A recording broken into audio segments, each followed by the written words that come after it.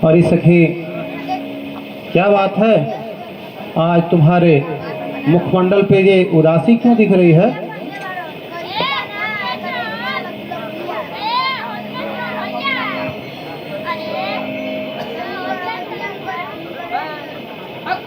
अब मैं तुम्हें क्या बताऊं? कैसे मैं तुम्हें समझाऊं कि मेरा उदास यह मन क्यों है? मैं ये व्याख्या नहीं कर सकती हूँ। ये उलझी उलझी बात क्यों कर रही हो? तुमको पता है मैं सीधी सीधी बात समझती हूँ और मुझे सीधी सीधी बात समझाओ। ये उलझन वाली बात कहाँ से आ गई? और ये उल्टी सीधी बात क्या है? साफ साफ कहो, तुम्हारे मन के अंदर क्या भाव है? अरे तुझे सीधी बात समझ में आती ही कहाँ है? मैं बार बार तुझे समझाती हूँ, उस महाराज से तुम सजग रहो, चतुराई से रहो। और उस कौशल्या से भी वो बहुत चतुर है और तुम उसको समझती नहीं हो। तुम्हारा वो अनहित कर देगी। जानती हो, तुम्हारा पुत्र तो विदेश चला गया है, दूसरे राज्य में रहता है और तुम्हारे पुत्र को ननिहाल में भेजकर यहाँ क्या क्या वो स्वांग रचा रहा है, क्या तुझे पता है? तुम्हें तो बस अपने इस साजो श्रृंगार से मतलब है। तुम इस कल छपट की भाषा को नहीं समझ पाओगे।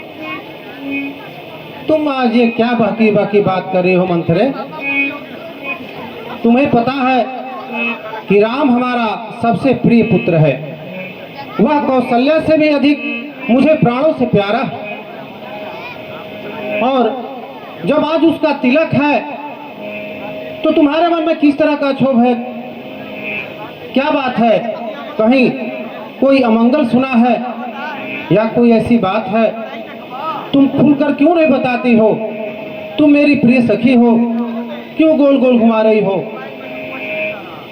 अरे इसी बात की तो विडंबना है। तुझे सीधी बात समझ में कहाँ आती है? आज तक तू कभी सीधी बात समझी है? देख, तुम्हारा जैसे तुम कह रही हो कि राम जो है तुम्हारे पुत्र भरत से भी तुमको प्यारा है, ठीक है, लेकिन ये समझ लो, वही राम कल को यदि राजा बन गया तो क्या तुम्हें उस तरह का प्रेम देगा? जानती हो राजमाता कौन होगा? राजमाता कौशल्या हो जाएगी और तुम्हारा पुत्र भरत सेवक बन के रह जाएगा। रानी, अब भी जागो, समझो।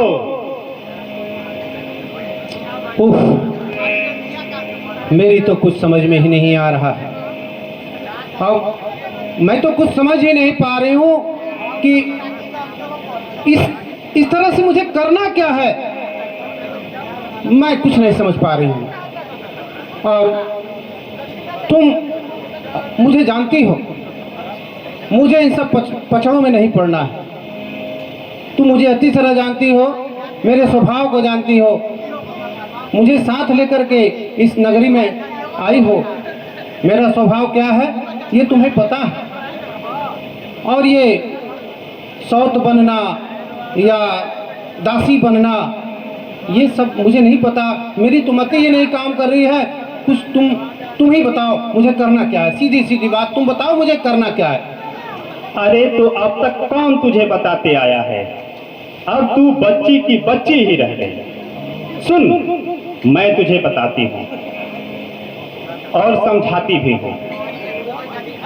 तुम अपने हट को ऊपर रखो और अपना तुम्हारा जो स्वभाव है, जैसे ही जानती हो कि राजा तुम्हारी बात कभी नहीं माने, कभी टाल नहीं सकते, और तुम अपनी बात राजा से कैसे मनवाओगी ये तुम अच्छी तरह जानती हो।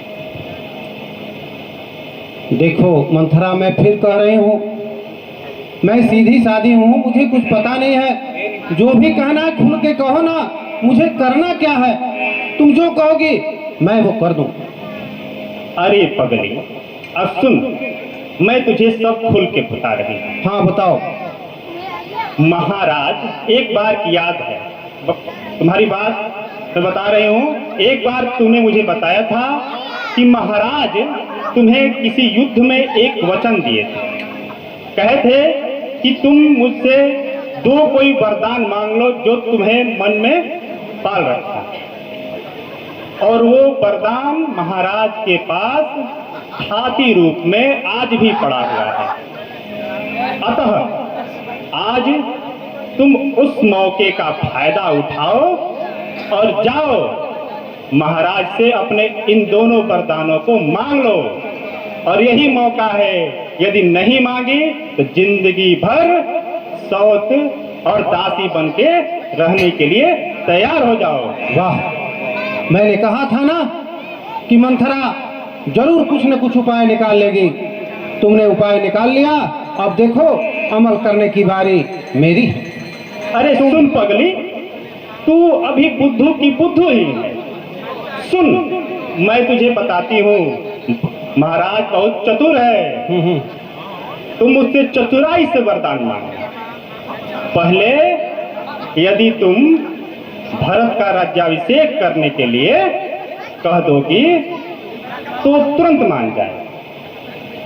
तुम पहले ये मांगो कि राम इस देश में ही न रहे, उसको 14 वर्ष का वनवास तुम मांग लो। पहला वरदान यही मांगना, और दूसरा वरदान ये कि तुम्हारा पुत्र भरत इस अयोध्या का राजा बने। इसी में तुम्हारी भलाई है और तुम्हारे पुत्र भरत की भी भलाई है। सही कह रही हो मंथरे, अब मुझे ये सारा षड्यंत्र का पता चल गया है। अब तुम जैसा कहोगी मैं उसी प्रकार करने जा रही हूँ। जा करके प्रहरी को बोल दो कि रानी कोप भवन को प्रस्थान कर गई है, वो महाराज को सूचित कर दो। अभी अभी